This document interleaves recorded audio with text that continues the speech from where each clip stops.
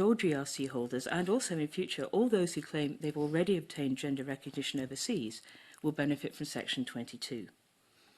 The committee therefore needs to consider what it means to extend such strong protection to a much larger, more diverse group, including young people still in school, based purely on self-declaration. 3 years ago, the Scottish Government said it would tighten Section 22, but instead the bill extends its reach. The Section 22 provisions are really heavy-duty privacy protections. They are witness protection type stuff. They should not be handed out lightly. I am really worried, leaving aside anything to do with sort of bad actors, sexual. I'm extremely worried that we are looking at a state identity protection scheme which you can get by walking in and swearing a declaration. What we are seeing is a steady erosion of the ability to protect single-sex spaces on the basis that they're simply obviously single-sex.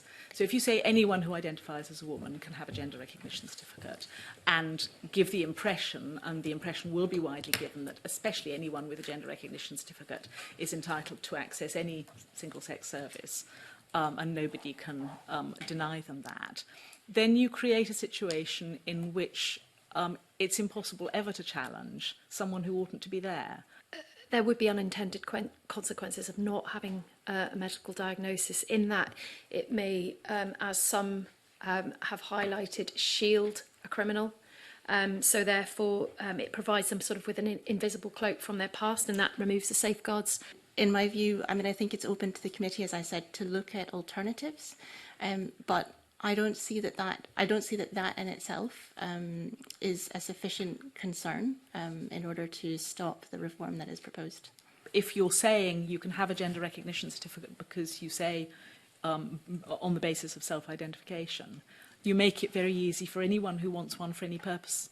But I would be very surprised if that purpose wasn't sometimes identity laundering. I think some people have very strong reasons for wanting to launder their identities. You know, there are criminals as well as good, well-meaning people in the world, and we need to have laws that are robust to people with bad intentions, as well as we can't make law on the assumption that everyone who might possibly use this law is going to do so with the best of intentions. They have to be robust. There's some protection against inappropriate actions by officialdom, and an ability not to bump into someone who takes a prurient interest as to why one of your documents is different from another one of your documents. And that degree of protection from proposals like, I mean, there's a proposal to make police forces record the sex of victims, for example, that's floating around at the moment. How can it be possibly relevant if you've been burgled that your legal sex is different from your gender identity? Now, having some protection via Section 22 obviously would be helpful in a circumstance like that. Thank you for that. Professor Sullivan, do you have any comment on that particular aspect? Yeah, Section 22 is a really interesting example of the unintended consequences of the original legislation in 2004, because the privacy requirement was obviously meant to apply to this very small group of transsexual people who might not be obviously or openly trans. When we combine that with self-ID, it makes a lot less sense. But it was never, ever intended.